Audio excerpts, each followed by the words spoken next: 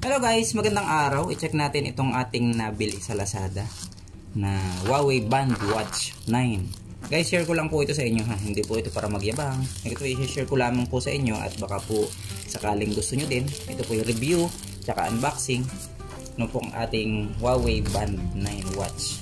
Papakita ko po sa inyo ang specs at kung anong mga kakayanan ng ating relo na nabili. Ay, yan po siya. Yan ang lalagyan. Guys, baka bago ka lang dito sa aking channel, please po kalimutan mag-subscribe. At pakiclick ang notification bell para updated po kayo sa na-upload kong videos at tutorial. Pati po mga unboxing dito po sa aking YouTube channel. Guys, ito po yung nabili natin nung po nag-sale. Dalawa po ang ating binili. Dahil po, meron pong voucher na 1,200. Kapag ka po medyo malaki ang halaga ng inyo pong binili, ay magagamit nyo po yung po voucher na iyon. O, ayan po. Yan na isa. Ito isa. Pagkatapos guys, ito pa maganda kasi meron siyang kasamang, kaya pala ang laki ng lalagyan niya, meron siyang free na ganyan, dalawa din. Ito po ay, ito po, check muna natin. Free po yan ha, free.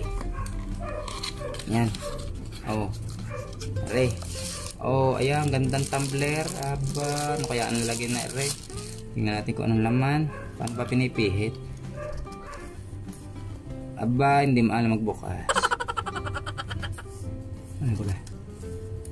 Ayun pala. Pinipihit palang pagayon. Ayan, ang lalagyan. Oh. Ayan, dalawa po yan. Tingnan natin kung anong kulay na rin isa. Ay, magkakulay lang. Okay.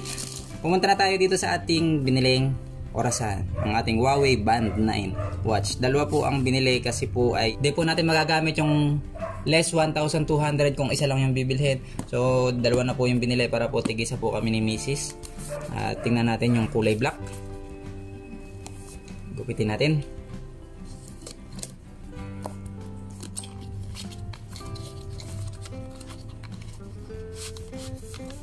Okay, pagbukas siya na agad ang lumalabas. At syempre may kasama siyang charging cable. May kasama siyang manual. Ayan, warranty card. Saka na ito na yung ating orasan. Tingnan natin itong isa.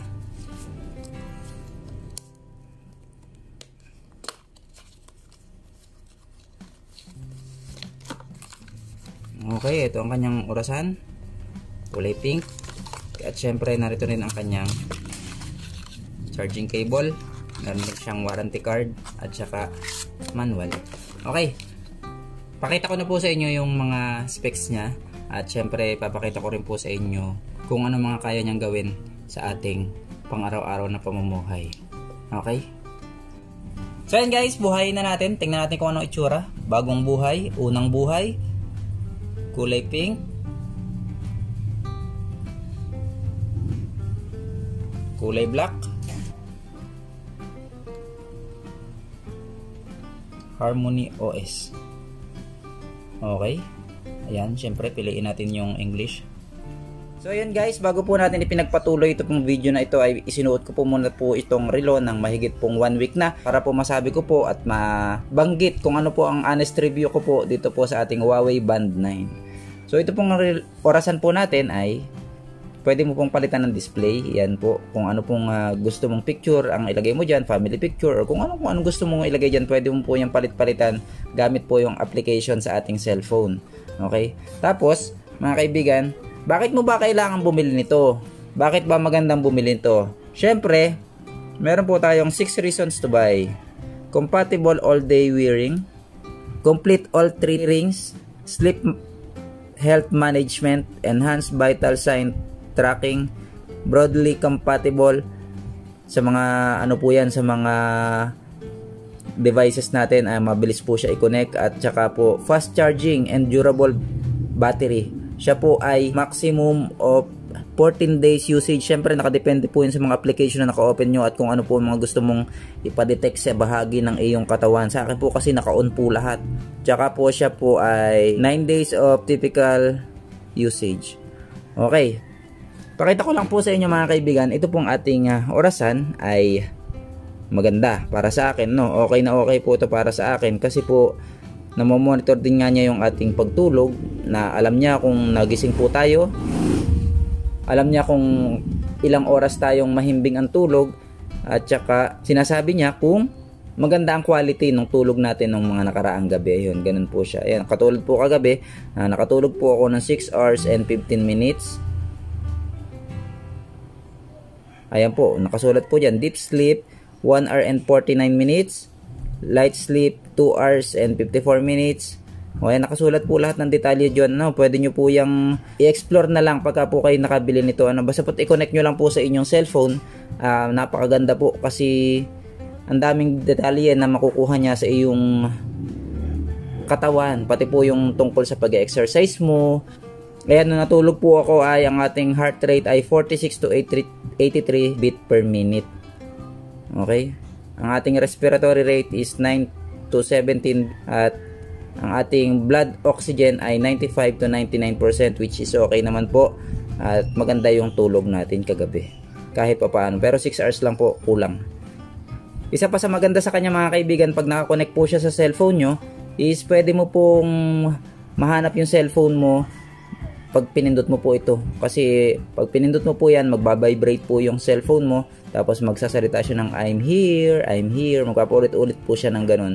Mabilis mo mahahanap. Ako po kasi problema ko po yun na lagi ko pong hindi alam kung saan ko po naipatong yung aking cellphone. Dito po sa ilalim, pag swipe up mo pong ganyan, meron po siyang notification dito kung may magme-message po sa iyo. Ang akin ko po ay ini-on ko din po yung messenger para kung sakaling hindi ko hawak yung cellphone ay mabasa ko pa rin kung meron pong nag-message sa akin. Magno-notif din po siya dito sa iyong orasan. Pwede mo po siyang replyan, pero yung mga quick reply lang na ire-ready mo rin sa iyong application kung ano po ang gusto mong ilagay sa iyong application. Halimbawa, yes, no, yung mga ganun. Basta nakadepende sa iyo kung ano po yung gusto mong ilagay. Pati po ay pag kami tumatawag po sa messenger ay nag-notification din po dito. Kaya kahit hindi mo narinig yung cellphone mo, malalaman mo may natawag kasi magbabibrate po yung iyong orasan. Tapos yan, pag kami message na ganyan, pwede mo naman burahin mo na din dito para wala na yung notification sa iyong orasan. Isa pa ito mga kaibigan, nabibilang niya kung ilang steps na nagagawa mo sa isang araw. Ayan. At tapos habang tumatagal mong suot siya, nagagawa siya ng computation at inilalagay niya kung ano yung average mong steps sa loob ng isang araw. So sa akin po kasi sinet ko lang to ng goal na 10,000 steps per day at minsan po ay naaabot natin, minsan naman ay hindi. Depende po sa ating activity sa loob ng isang araw. So ayun mga kaibigan, napakadali lang naman po nitong i-explore nyo na lang kung sakali pong kayo ay bibili At yun, kahit po dito sa hintuturo, kung ito napansin nyo po ba yung heart dun sa ibabaw, wait lang, ayan, doon sa heart doon sa ibabaw, wala siya nade-detect na oxygen kasi hindi nakadikit sa balat natin yung orasan. Pero kung sakaling idikit ko po ito dito, ayan sa likod, ayan dyan sa likod, pag nakadetect po ng balat yan, lalabas din po yung iyong heartbeat dito sa ating display. Kaya pag nakasuot po yan, ayan lumabas, naging 94 na, yun 94 sa taas. Sana nakita medyo malinaw. Ayun, 94 ayun sa taas na yun.